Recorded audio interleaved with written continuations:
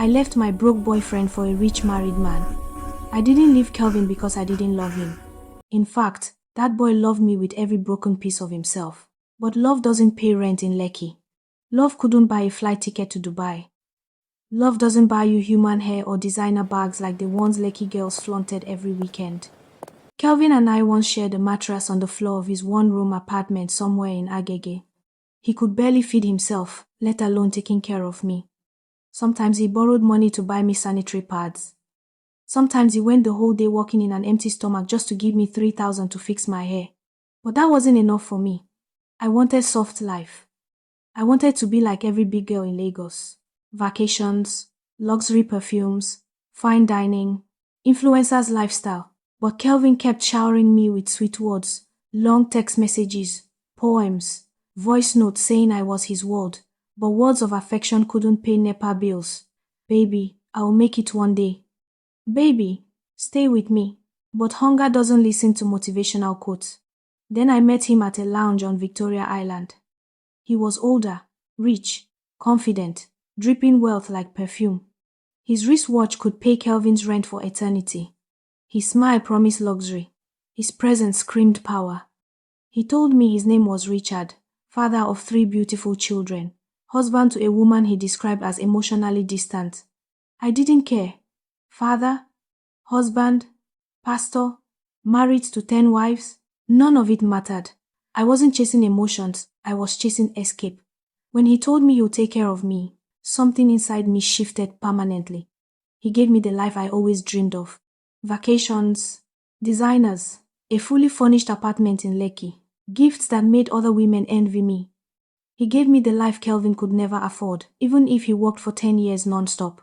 For the first time in my life, I felt like I had arrived. The more Mr. Richard gave me the luxury lifestyle I've always wanted, the more Kelvin became a nuisance. He called too much. He asked too many questions. He sensed he was losing me, and he fought the only way he knew, with love. Nothing else. He cared too much, and his constant calls made Richard suspicious. Richard warned me about him and said I should cut him off or he'll cut me off, and I knew instantly that a broke boy was not worth losing a G-Wagon lifestyle for. I went to Kelvin's room, packed my bag, and told him I was done. He cried. He begged. He held my hands. He asked what he had done wrong, and I stood there, cold-hearted, watching him break into pieces. I walked away without looking back, my heart colder than ever. Kelvin stood outside his compound, tears soaking his shirt, watching as a black Mercedes-Benz G-Wagon drove me out of his life. For a split second, guilt pinched my heart. Then the leather seat embraced my back, and the guilt disappeared. I told myself I was too beautiful to swim in poverty. With Mr. Richard, I lived the life I used to pray for. Vacations, designer bags, champagne brunches, new wigs, business class flights, luxurious hotels with white sheets and ocean views. I slayed. I lived like a queen. Money flowed like river water. Life was sweet. For 2 years, I floated in luxury until the day the bubble burst. That evening, Mr. Richard walked into the living room of my Lekki apartment. His face was serious. "We need to end this," he said calmly. "My wife and children need me. You're becoming a distraction." A distraction? After everything? I wasn't angry because he used me. I was angry because I could feel the soft life slipping from my hands. No more vacations. No more transfers. No more gifts. I cried. I begged. Not out of love, but fear. Fear of going back to the life I once mocked. He didn't care. He left me. He blocked me everywhere. He vanished.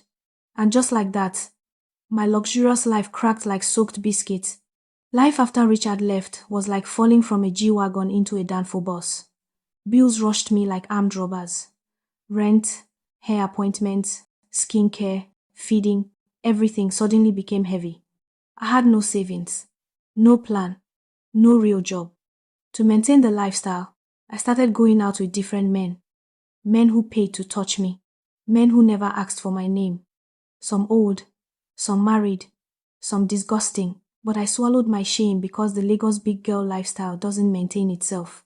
Every night, I washed my face and told myself, I just need one big break. But the break never came. I hated what I was doing. Every moment. But I needed the money. I needed to keep looking like a Lekki babe. I kept going. Until one evening, a strange number called me. It was Kelvin. He sounded different, confident, happy. I had heard he traveled to the United States after our breakup, but I never cared. Back then, I was too busy sipping cocktails in Dubai with Mr. Richard. But now I cared. He said he was doing well. Life was finally smiling at him. And then he said the words I never expected. He wanted to marry me. At first I laughed, thinking it was a joke, after everything I had done to him. But Kelvin was serious. For the first time in a long while, I felt hope. Marriage. Stability. A chance to drop the dirty life I was living. I wanted it badly. But Kelvin had a strange condition. Kelvin wanted me to get pregnant first. He said he needed to be sure I was fertile. And then he dropped the strangest part. He wouldn't come home. He said I should find someone else to impregnate me, that once I got pregnant, he would return to Nigeria, claim the child, marry me, and take me abroad. It didn't make sense. It felt odd. My stupidity should have stopped there, but desperation is louder than common sense. Desperation doesn't think, it obeys. I agreed. I met a stranger at a club, someone I don't remember clearly. We drank, danced, barely spoke to each other, and just like that, we had a one-night stand. Weeks later, I was pregnant. Kelvin was excited when I told him. He said all the right words. He promised to come back when I was 8 months gone so I could give birth abroad. We did video calls. He sent me sweet messages. I believed every word. I saved every message like a fool. I counted the months like a prisoner counting days till freedom. Then came the 8th month. I called Kelvin, asking about our travel plans. What I got was laughter. Not a normal laugh. A wicked, satisfied, devilish laugh. Then he said, "You still haven't changed. How do you expect me to take another man's child? This is a payback for leaving me when I had nothing. I'm not rich yet, but at least I turned you into a single mother." Before I could speak a word, he hung up and blocked me everywhere. Now I sit here, 8 months pregnant, alone and ashamed. Friends and family keep asking who the father is. How do I tell them I don't even remember his face? How do I explain that I traded my body for a promise that never existed? How do I explain that I was pregnant for revenge? How do I say I was used, fooled, and dumped? How do I face this shame? I've spent all my savings and even sold most of my designer items just so I could afford luxurious antenatal care and buy expensive baby things. Kelvin never sent a kobo. He lied about his bank issues and told me to buy everything I needed and promised to refund me 10 times what I spent when he returns. He lied about everything. He fooled me. He played me. And now, I'm here, alone, afraid. I'm about to bring a child into the world without a father. Right now, I am lost. I am ashamed. I thought I was too beautiful for poverty, but now I'm too broken for pride. If you were in my shoes, what would you do? Thanks for watching. Please like and subscribe to Hopela Stories.